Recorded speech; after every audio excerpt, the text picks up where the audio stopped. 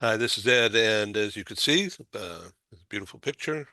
This is just the other day, 3 o'clock or so in the afternoon of downtown San Diego, and we're live right now. With us is from LA, from San Fernando Valley in LA, and in his own home, thankfully, Ken Lloyd, Dr. Ken Lloyd. Welcome. Thank you. Always great to see you and be here. Yeah, well, great. It's good to see you. So let's talk. Oh, wait a minute. We have a weather report here. Joanne just walked in and freezing hand. 39 degrees this morning here in San Diego. Um, Sunny day, though. Okay, so back to the show. We're going to be talking about call to action. In other words, what do you use in your business conversations to motivate people to buy, to do something? What's the motivator? Is there a phrase that you like to use, some kind of discussion format or a slideshow? Um, we're expecting James Moss, who's a Brit, but living in New York, and he has years of experience in the property management business in London, and he's bringing that expertise now into the U.S., but mainly Manhattan and expensive Manhattan, I might add. But he has other connections as well, Dubai and Bahamas. Uh, and he's going to be joining us, I think. He's supposed to be here a few minutes ago, but we're going to talk with Ken Lloyd. We've been talking, you and I, just now off camera, about the impact of the LA fires and on people who have been in their homes for years and they lost them. And how is the mental health situation? Now, I know you're not a psychiatrist, but you're a psychologist. That's pretty close. And you have a PhD in organizational development, organizational psychology, and operations. Please correct me if I'm misstating that, but what's your take on steps that people can take to keep sane? Oh, that's such a great question. We had to evacuate for a week because of the fires, and we were fortunate our home was a neighborhood. We're both spared in this horrible disaster. Uh, there's no easy answer, obviously, on what to do when people have lost possessions. Some, God forbid, have lost family members. They've lost their community. They've lost their roots. They've lost schools for their children. Children here, these children who've already had their young lives disrupted by COVID, and now this, it's all quite devastating. And you see the full range of reactions to it. Some are very forward focused. Some adults are saying, look, this has happened. We've got our insurance. This is what our plan is. We're going to rebuild. We're going to relocate. We're going to do this for the short term. And others are rather immobilized. And I think it would be very helpful for any of these folks to get professional help in dealing with this tremendous, unfortunate life change. We know by definition, life changes are stressful, but this is literally beyond imaginable. When you look at the Palisades, when you look at Eaton and the Altadena area and other areas, it's beyond belief to see the destruction. It's not like, well, we can rebuild. They have to clean out these areas. They're dangerous chemicals. There are all this pollution, new pollution that's in the air. The businesses that were out in the Palisades are gone, and that whole sense of what it used to be to live there is gone, and for Eaton as well. My suggestion would be to get help, get professional help, talk it out, help yourself, develop a plan. What are we going to do? How are we going to do it? And how are we going to protect our children during this horrible situation? But yeah, no easy answers. People just are reacting so differently, just across the spectrum, from immobilization to forward looking and here's what we're going to do, and we're just going to full speed ahead on this thing and not dwell. But still, even taking that road, there will be times when, if you will, that elephant in the brain comes back and just thinks about the vase that they got from grandma and the family photos that aren't out there in the cloud that were from years and years ago, and any other memorabilia that, in terms of going and putting on eBay, might not be worth anything, but in your heart, they're priceless. And to deal with those kinds of losses as well, still haunt and are still there, and you can't just rationalize them away. So behind me is uh, the Embarcadero, the waterfront of downtown San Diego, on a beautiful afternoon. And that's, as you see, several sailboats are in this side of the harbor. What you can't see is the harbor goes to my right. Uh, it's they call it the Big Bay, and it's the home port of the U.S. Navy. Uh, this is one of the headquarter locations for the Navy in the Pacific, and it's a huge area of military concentration.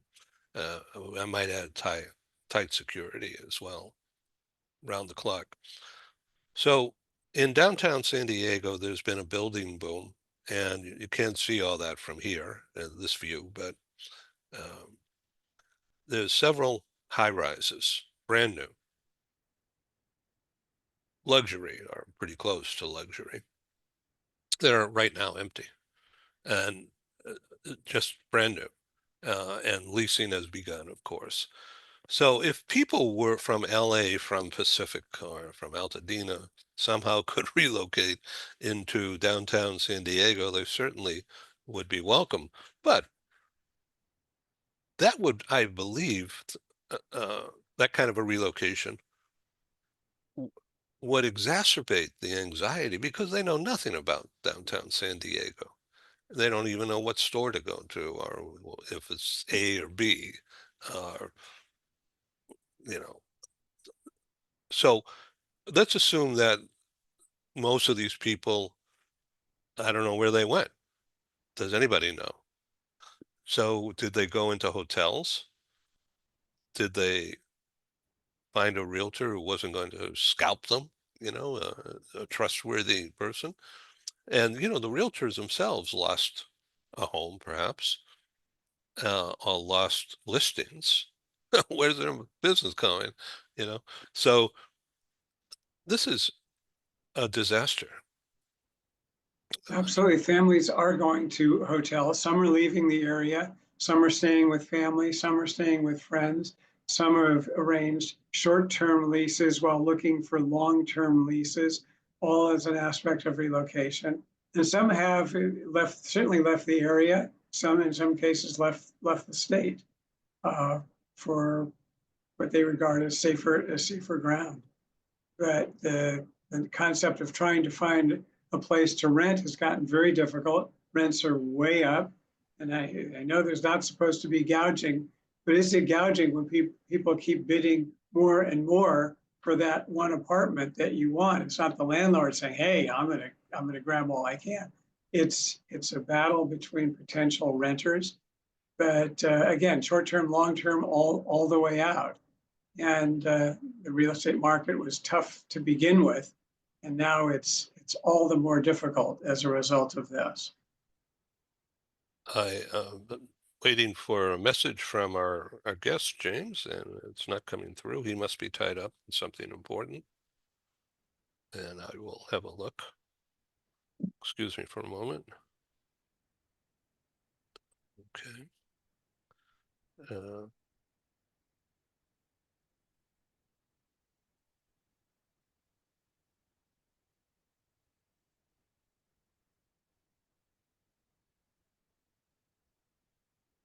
so I haven't heard yet.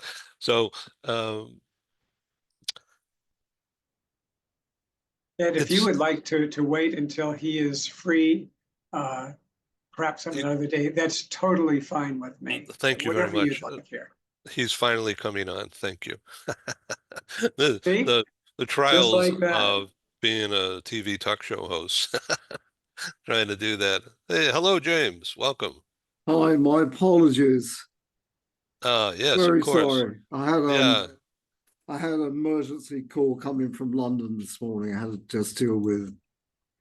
So I Yes, mean, we're talking about emergencies right now, as a matter of fact. hang on one So second, just so sorting yeah. myself out. So with us on the show is my friend and client, and also a member of the Global Press Club, like you are.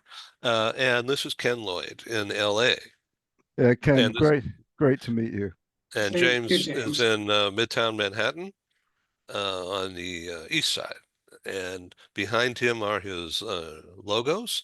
James, so thank you. Hang on a sec. Everything's vanished my side. Can you see me? Yes, I see you, and I see your black background with the two logos on Okay, either side of you, I've and it looks great. okay, hang on a sec. I've lost I've lost you. I can't see anyone. Well, we see you How fine. So, how do I fix this? let's see. Let's How would see. I do that? Well, you got Uh, to make sure the oh, here we go. connection, make sure the connection is strong. How's that? Better? Oh, I see you perfectly. Yeah. Okay. Yeah, and you can hear And me okay? I can. I'm just getting some closed captions going. Yeah. There we There go. we go. I think that's Yeah, I good. see it. Yeah, I yeah. see it on my end. Okay, good. All right. So Ken lives in San Fernando Valley, part of LA, Studio City, which is across the street from Universal, I guess. And he and his family were evacuated, what, twice?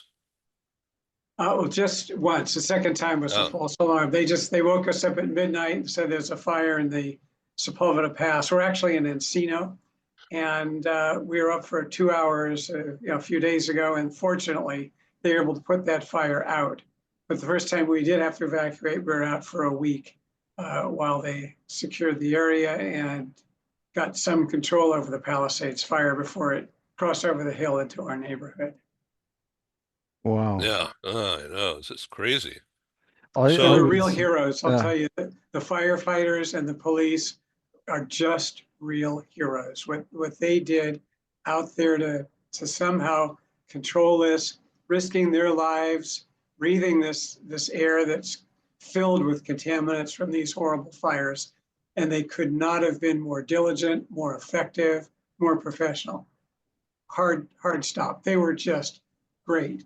And the police had controlled the area, so there was no looting and no further damage or destruction to people's lives or property. And they all were terrific. You just when we got home, the police were just lifting the blockade of our area, and they said, "Hi, welcome back," and they're opening up. And my wife cried. She was so moved by how kind and thoughtful they were that you just these days you don't see it all that often in society, and yet here they were out Mm. there doing their job and beyond. It just moved her to tears, literally. what a story. It's amazing. It's amazing. I was just out there over the weekend and I was over more Malibu, that that part there. And the fires, we weren't caught up in the fires, but they were about 2 miles away. And we were on right on the coast there, beach goes along there. And the organization of the emergency services was absolutely phenomenal. I mean, hundreds and hundreds of vehicles. Um, it was, and and they had sleeping quarters and living quarters and food quarters, and it was really professional, Ed. I mean, it was really incredible. And 2 miles away up the road, um, LA was burning, sort of thing. Um, but yeah, it, but the destruction has really been something, hasn't it? It's interesting. Today's topic, I know that Ed had put together, was on call to action. And when I think of people who responded to the call to action, look at those firefighters and police. They're 110%. they got the call and they acted. And I just couldn't be more proud of the way these individuals handled this dreadful Yeah, situation. yeah. They're very, very good. I mean, you saw them firsthand, of course, but it very, very impressive. Absolutely. Um, I tell you one of the things that's happening to us. We were sort of hopping around to Airbnbs, okay. So we and it's quite hard to find because everyone's looking for somewhere to live right now. And we found one, and we had to shift and move to another one. And the reason we had to shift is they cut off all the power in the area. So all of a sudden you're like hopping around trying to find somewhere, one where you can stay, and two somewhere you can stay with power. And the other thing is the communication from, I guess, California government or whoever runs these things was absolutely first rate. I mean, everyone was being kept fully informed and up to date. I mean, almost to the minute. It was very, very, very efficient. The whole thing was really So efficient. was that done by phone? Yeah, exactly. So you get Mhm. a sort of emergency thing would flash up on the phone. Um, from a sort of supply point of view, from the Airbnb, they were really very good as well, which was sort of interesting to see, and because obviously their business is quite impacted by this. Um, but they were right on it actually, and they were coming back to us every hour or so to update and so on. I mean, they were again. I was impressed, and I wasn't expecting that. So, Um, and you're not a native, you don't know your way around there. No, And yeah, absolutely. so, Yeah, yeah, yeah. yeah. Right. So did you stay out in the Malibu area, or were you further south into Santa Monica and the beach? Yeah, we were sort of between Santa Monica and Malibu, and the place we were visiting was sort of high up in the Palisades. Okay, so it wasn't down by all the fires. I was visiting my son out there, Ken, and and he'd been evacuated twice to different places. Um, Again, driven more by power necessity than fires. I mean, nothing burnt down, fortunately, but the power management to ensure that literally sparks didn't fly in these very dried out areas was again really good. I just thought the whole thing, the whole rescue, first responder, emergency support thing was just really, really well handled. Oh, that's really interesting. So, how did you, and Ken, also to you, how did you keep power, your phone charged? Did, Well, for I me, mean, there because were there were a couple. Yeah, we had the power out for the week it was out, and even before the fires, a couple of days before the winds apparently took out the power. So we've been without power twice. First time, of course, had to empty out the refrigerator, then filled it up, and then the power went out again. So all right, let's wait and just see if this is going to be a regular routine. We have like a portable charger you can plug your phone in. It's like a battery, and we kept that charged. And frankly, the other way I would do it is I would go out to the car and Yeah. plug the phone in the car and sit there and read with the car running while the phone charged. And that was it. So between the portable and the car, the only way we could keep the phones intact. And they were critical as part of this process. and keeping the gas in the car. Oh, you keep the cars fully gassed, absolutely. Yeah, yeah. So for people who relied on electric vehicles and electric charging of their cars, they're out of luck then. That's a really good point. Yeah. God, I'm not Good looking add for for, having a hybrid. I'm not looking to cause problems here, but you know, I think Yeah. we ought to slow Keep your down on gas that one. tank full, keep your car charged, and be ready. Right, right. So call to action. So James has uh, changed his business model. Yes. Gone from more traditional to um, digital, and now back. And so tell us about how Curzon uh, is has developed over the past, say, year. Okay. So Curzon RELO, which is the relocation side of the business, Ken. Um, if you go back quite a few years, go back 10 years ago, I ran and owned a relocation company in the UK, which did pretty well. It was a European relocation company of the year in 2012, runner up in 2013, and I sold it in 2014. Okay. And that was mainly relocation in the UK, but it's quite international. We had a lot of American clients. We did some business in the States. We were pretty active in Europe, places like Germany and Switzerland in particular. Um, I sold that business, moved to the US in 2016, and decided to get back into the relocation work. But I one of the things with the traditional relocation model, which is very much sort of people running around and helping everybody and doing all sorts of other things, is that it was a bit old fashioned. It was very low tech. It was actually, I thought, pretty inefficient, to be honest with you. I mean, people had successful outcomes.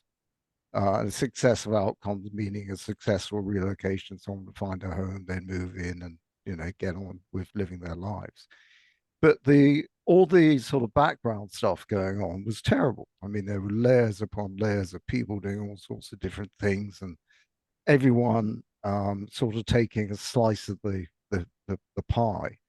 And the people who were left with the crumbs were the actual people doing the work on the ground, more often than not. Not always, but and that was because a lot of the feed came through these very large international relocation management companies, which are predominantly American, and they're big. They're big.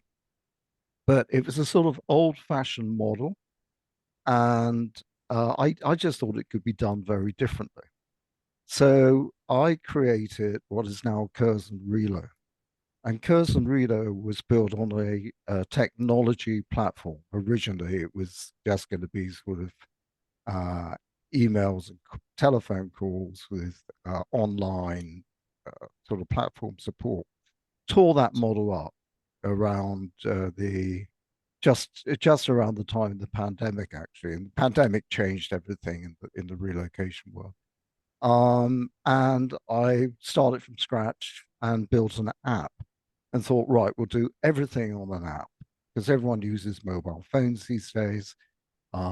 It's much more cost effective. There's huge cost savings. You can save up to 70, 80% on traditional relocation costs because so many people work off mobile phones. They're happy to work with visual, virtual sort of situations. And you just save a lot of time, a lot of cost. Not ideal for everyone, but really good for SME types of businesses.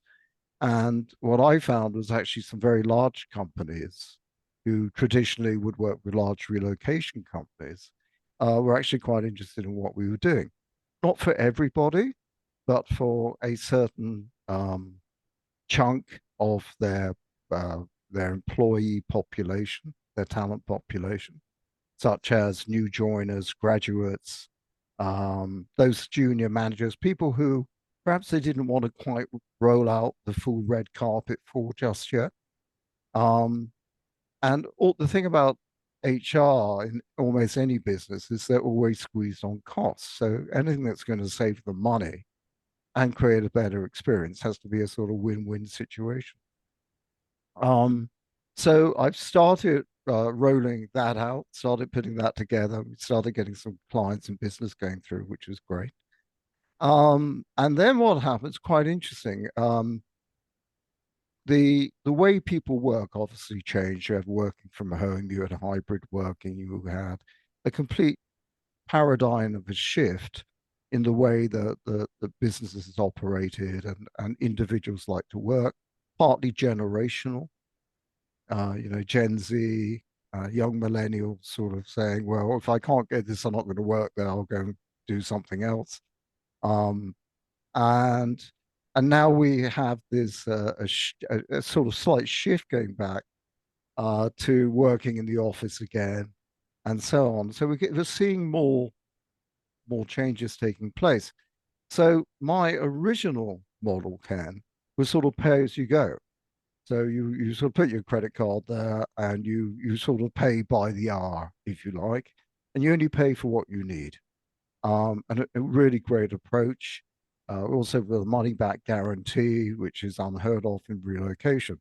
We got a bit of interest, we got a little bit of business, but what we noticed was that particularly for small and medium enterprises, tech companies, that's our sort of space, and there are other markets as well. They sort of wanted a bit of everything. So for their senior people, their bigger movers, they wanted sort of more of a traditional model. They wanted the hand holding. They wanted a touch of the red carpet treatment, if you like. And they were prepared to pay for it. On the other hand, there were other people within that organization, or those organizations, who actually wanted just a fast track sort of mobile pay as you, not so much pay as you go, but just using it when you need it type of thing. So what I've done at the end of last year, what I did at the end of last year, is I opened up the traditional model together with the tech model, but we put them together. So every user, everyone we work for gets to use the technology, the mobile app. Okay, so everyone's got that at their disposal, be it, if they're paying up front, which not many people do, frankly, or they do an invoice model, or they do a company account model. So that is the space where we're working now. We tend to we target more the SME types of companies. They tend to be more agile. Their needs aren't as intensive. It's also more of a virgin market. It's not totally a virgin market. The big US corporate market is very saturated. The way that companies move and the volumes that companies move are now much smaller. So what you're seeing is even more pressure on the big guys. And what you're now beginning to see, in fact, it's quite interesting. We were now seeing consolidation in the business because there's no organic growth, or there's very little organic growth in the traditional model. There's lots of organic growth in the tech model. Okay. So you're now seeing some of the players exiting the industry. And the reasons is that the annual growth is so small now.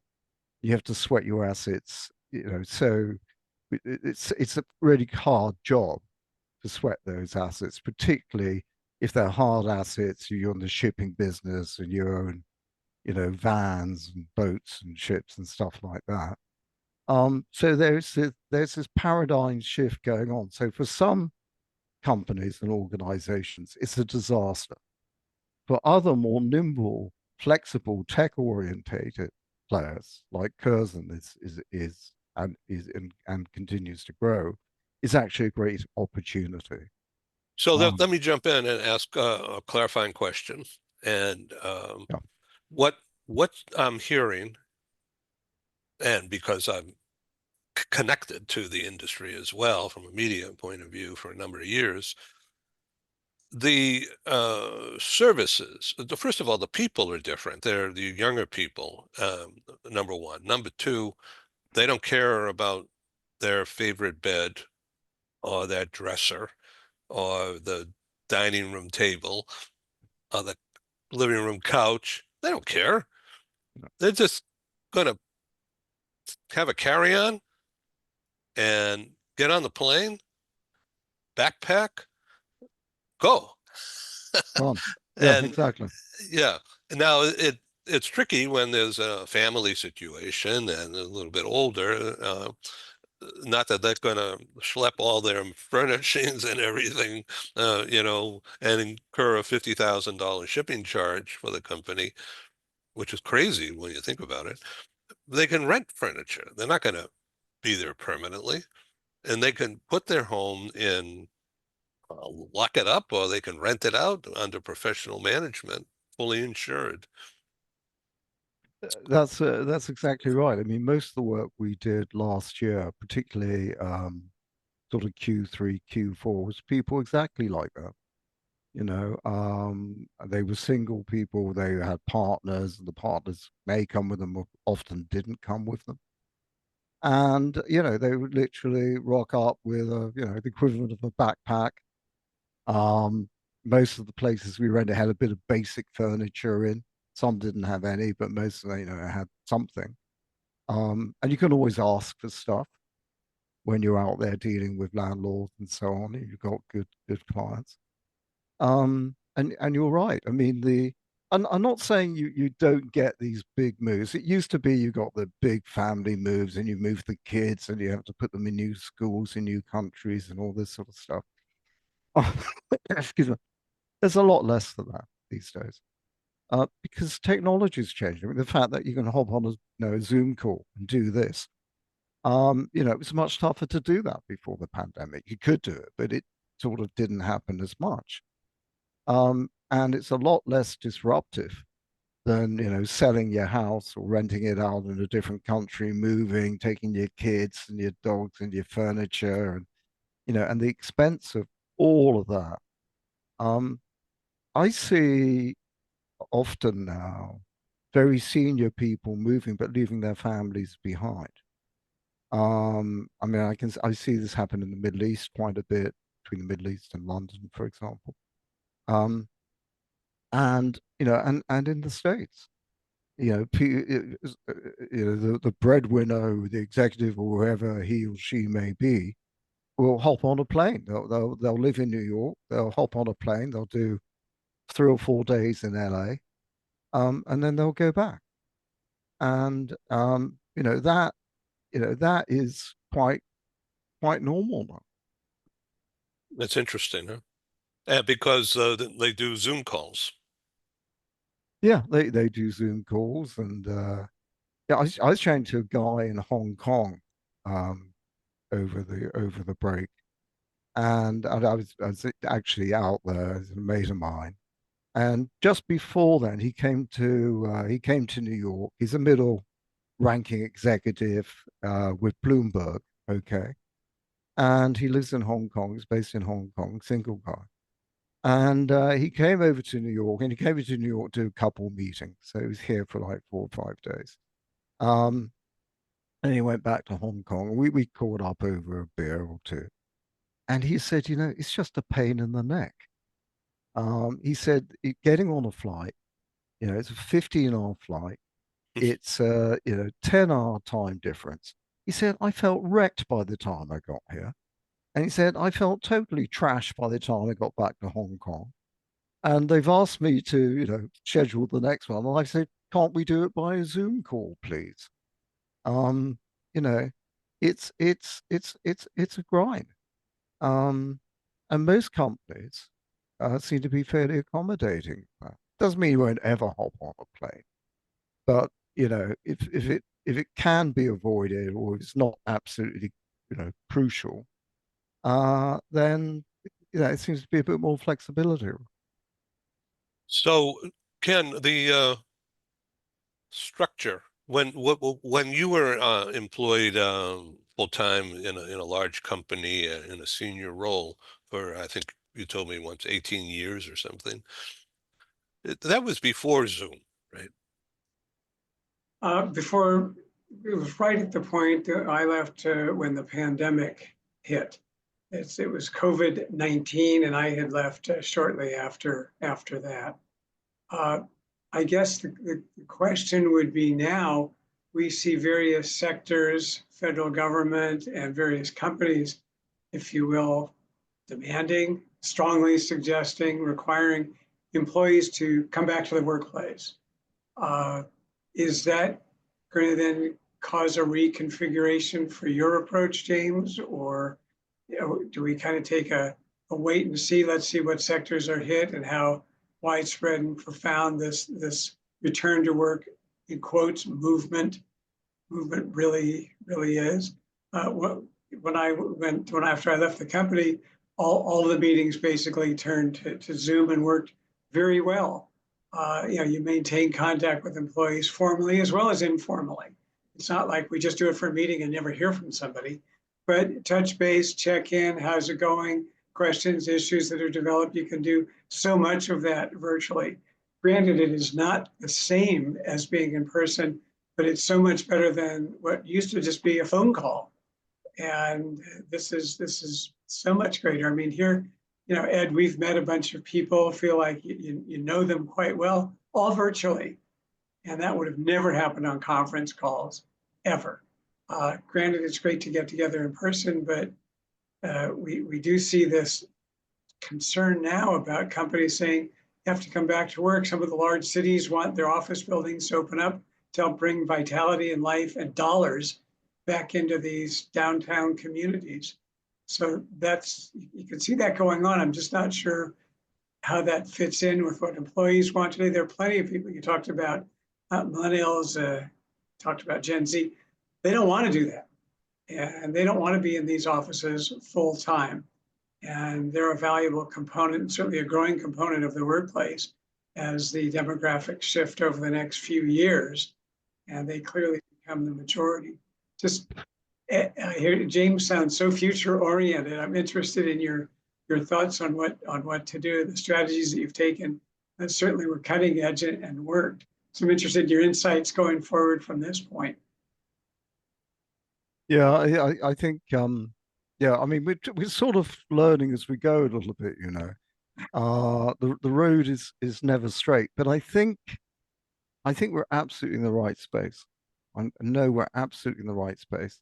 I know that we're really going to succeed, and we just got to find that ignition point, you know, and that's sort of where we're at the moment.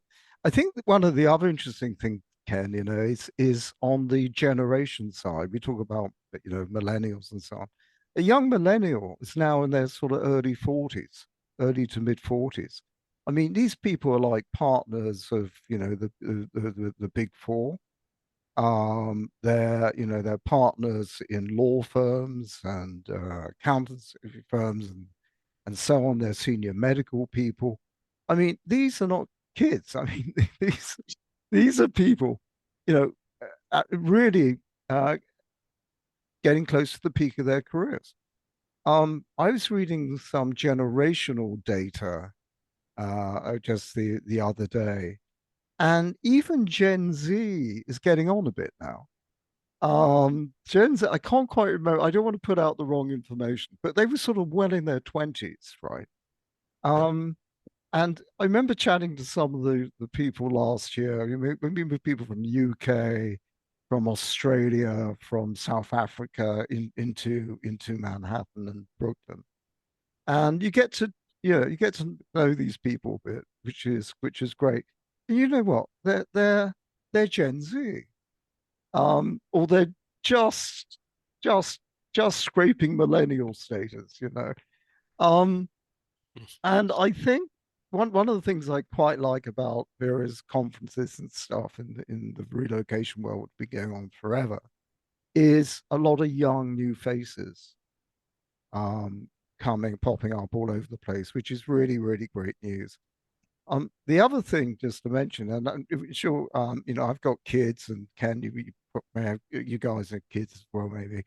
But what I've seen with my kids, particularly with my teenagers, I have two teenage sons coming up to 17, is the way they communicate on a phone is just totally different from the way that, you know, our generation would do. So I mean, this was down there, look at the phone, kids don't do anything. Um, and you know, and they just text a lot, stuff like that. The whole way, but they do it when they want to do it. It's very, very interesting, the generational styles. they don't want someone bothering them. They just want to go and do their thing when they want to do it, whilst they're doing all their other stuff as well. So there's a paradigm shift in the way people communicate and require information and where they get information from. And I'm just going to chuck in AI at this point, because AI is, I think, going to very rapid. It's already becoming a major source of information for this generation. People don't think twice about it. I used DeepSeek yesterday because I was curious, before the stock market crashed, by the way. It's just coincidental.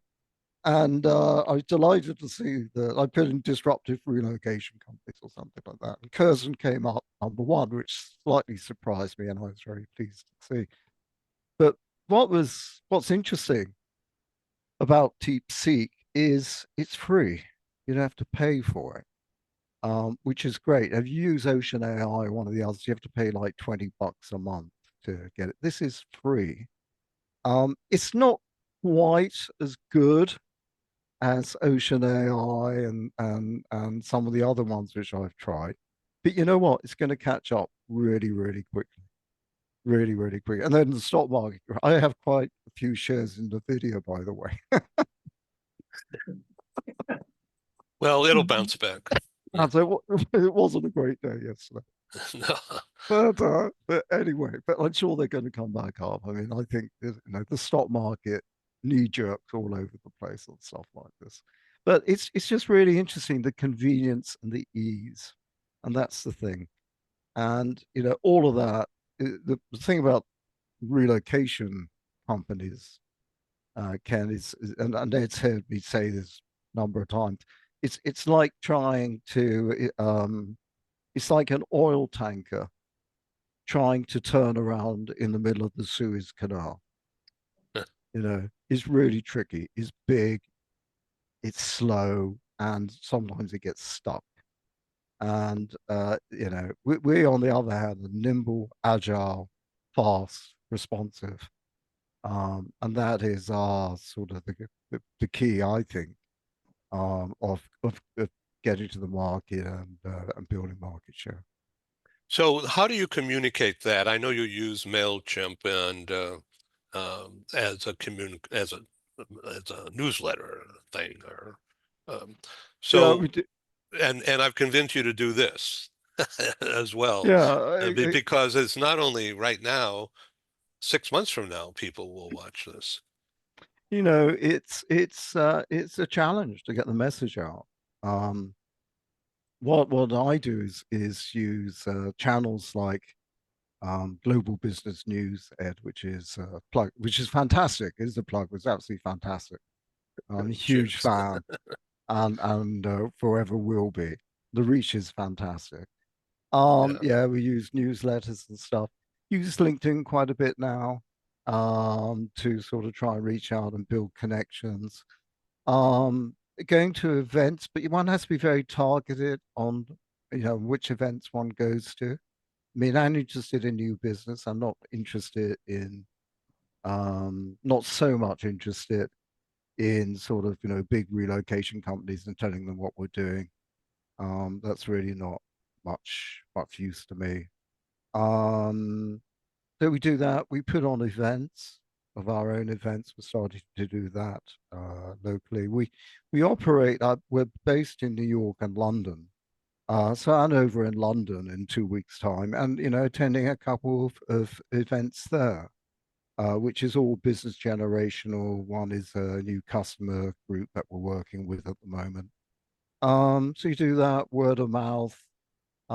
It's tough. I mean, America is the #1 country for sales skills, which Yeah. is great, and there are a lot of really good people out there. So we just keep bashing the message out, trying to find better, newer, fresher strategies for reaching our target market and expanding the target market, which is the other thing.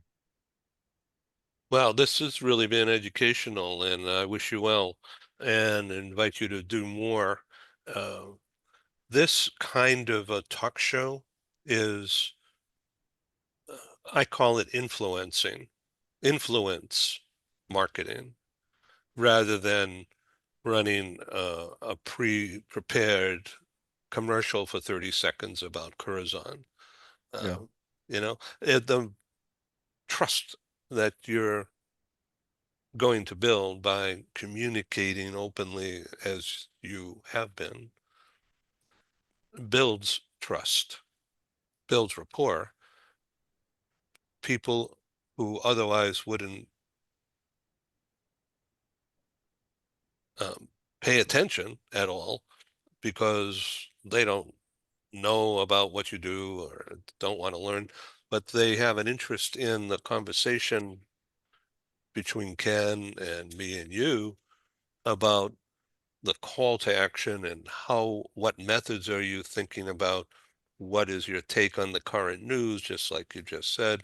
And earlier, uh, we were talking about the LA fires and the psychological impact, the lack of psychological safety, which has been a program theme the past month or so.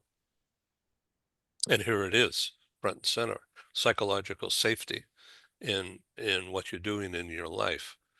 And this is, and therefore, what you have been explaining about your business transformation and how you're dealing with things is influencing people out there to learn more about Curzon, about you, and using this medium, if you will.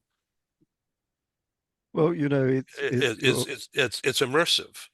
It's not a hit on the head. It's a conversation. yes, exactly. And it's great, having a conversation like this and with Ken and yourself, and Ken's background and the books you've written and the processes and the analysis feeds. I think I can learn a lot from that. Is what I'm getting at. And I think it feeds in very well. And I also think it's really progressive. I had a mentor, Ken, a guy called Charles Handy, who you may possibly have come across. Ah, there we go. Forget about Charles. This is much more interesting. Well, I love the title. Brilliant. yeah, it's Perfor- well, it's real estate for dummies, or no? It's Performance performance appraisals and appraisals and phrases. the done is fantastic. Yeah, I'm going to it's get great. it. Yeah, oh, it's really good. I mean, page after page of procedure, and it's just great. So, Excellent. like telephone skills is it's on page 147. Tel Telephone skills. What about media, like Zoom skills? That's in there. It's in We here. got Yeah. it. Good, Oh, good. So it's really cool. Uh, so what you have, James, is what you've just been talking about. You've adapted from the old school to cutting edge and getting people to test it. And you've told me recently that you go into WeWork kind of situations and buddy up. Uh, and this sector of business entrepreneurs, operators, rather than work from home, they're working in WeWork kind of situations. I don't know what else to call it other than yeah, that yeah, no, that that yeah, meeting place kind of work, co-working sort of co-working. company. Yeah. Yeah, yeah. It's I love that space. And the reason I love it is that you get smaller, dynamic SME types of companies. You go from independent people to actually quite well established business. Um, a large business in that type of an organization is probably 20 people would be considered quite large. But you also get, or and rather than about, and you also get some very major companies going into these co-working spaces. And the reason they go there, well, there are a couple of reasons. One is the culture, because they're very easygoing, they're very fluid. You've got the sort of, again, a generational thing going on there a little bit. So you've got this great dynamic, buzzy type of culture. Um, because these places operate a little bit like a club. They have events going on, they have breakfast events, which I often attend and host some of those. They have a happy hour once a week, which everyone tells me gets a great turnout, free beer. So that goes down well. And they have their own sort of communities, activities depending on what they are. So this one I work with is very arts orientated, and they sort of have it's more for sort of artists, creatives, that type of environment. There's another uh, co-working space I work with, which is much more corporate. And again, it's more sort of business-like. And they're different, different fits for different people and different organizations. I don't know if you saw, but last week, I think they're probably the second largest co-working company in the world. It's a company called Industrious. The largest co-working company in the world is IWG Regis Group, who just happen to be a British group, but they're absolutely global now. Anyway, Industrious are really good. They're a bit more on the corporate side than on the creative side. And CBRE own 40% of them. Last week, CBRE bought the whole thing out. They bought the remaining side out. It's a major growing space, business area. One of the reasons is because you've got all these empty offices around. What the hell are you going to do? And you can't convert them all to residential and stuff like this. Also, we've been talking in this discussion here about mobility, about effectiveness, about quick response, agility, flexibility. And these co-working spaces give people that. You don't take a long lease. You can have a lease for a week, a day. You can have it for an hour. You're going to have a virtual lease on a desk for, $50 a month, something, with an address and stuff like that. You can have a little office. You can have a workstation. You're not tied in to 3-year leases for repairing and insuring, triple net, all that stuff. You don't have to worry about it. And that is very attractive to all sorts of younger businesses and growing businesses who don't want to be saddled with the millstone around their neck of a 5-year lease. When I started in the property industry back in the UK, sort of in the last century, the standard instrument was a 25-year lease with, 5-year upward only rent reviews.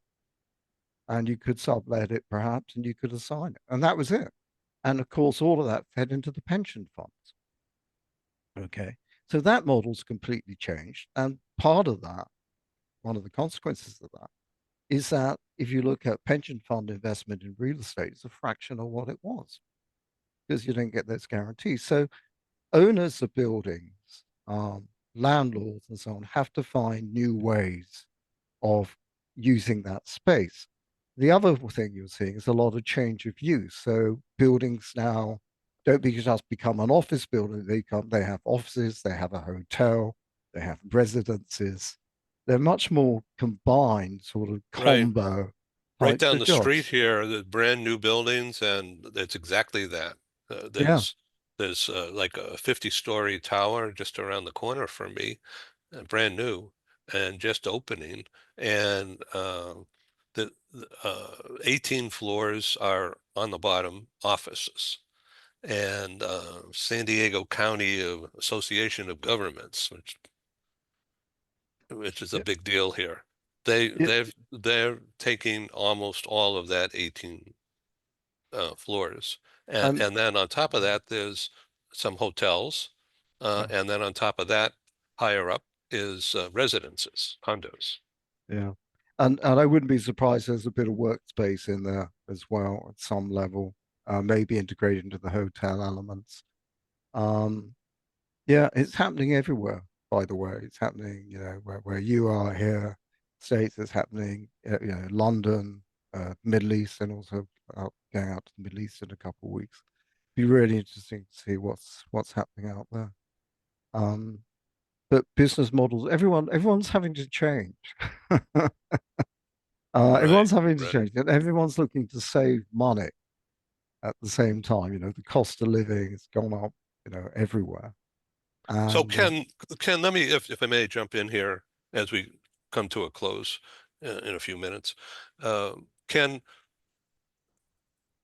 what's driving the Amazons, JP Morgan, to say you have to come back in the office? Is it that they don't know how, the bosses don't know the talent that they have anymore because they're remote, rather than get to know the person and feel comfortable in thinking about slots to fill, progression of executive training, that kind of thing. You can't do that when it's remote. You can get projects done, just like we're doing here, looking at the screen. There's nothing wrong with that from getting stuff done. But you can't build a trust, a relationship, a team as much as the old-fashioned way. Ken, I is think that, it's a great question. I think there's yeah, a whole range of motivations that employers are utilizing to consider, or actually more than consider, put in programs to bring employees back to the workplace. Whether it's our team is all dissipated, let's pull together, let's get united in terms of our mission and our values. And then on the less positive side, are people really working all the time? They're working, they're at home, but sometimes at a meeting we can't find them, or at the meeting it doesn't look like they're fully engaged. So we want to build more engagement by bringing them in. We want to increase real-time collaboration and really build ourselves as more of a force, as opposed to this dispersed entity that gets things done and jobs get done, but we're not the united, driven, focused force that we were before. Let's bring them all in. Frankly, we do know that relationships are better when they're in person. We understand a lot more communicating, even though this is fine virtually, a lot more can be gathered if we're really meeting face to face, sitting in, for having a meeting, certainly for education and training.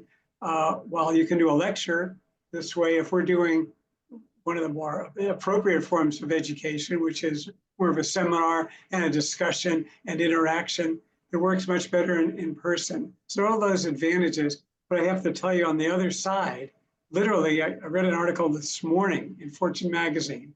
6 out of 10 employers have fired newly hired Gen Z employees that are grads, college grads. The feeling is they are not as focused.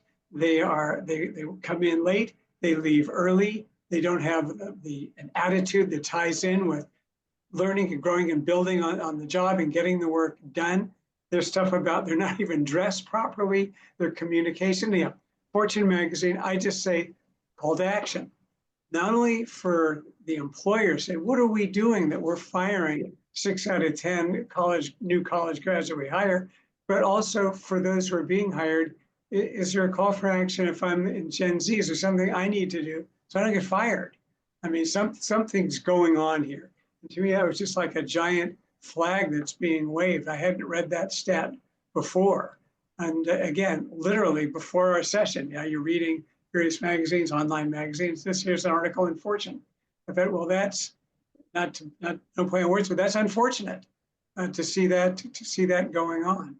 And maybe it's felt, look, if we have our employees at work, they'll learn more about us and our values, to how we really work in this company and fit in better. And if there's some slippage, maybe we can catch it earlier, FaceTime in real time, as opposed to virtually.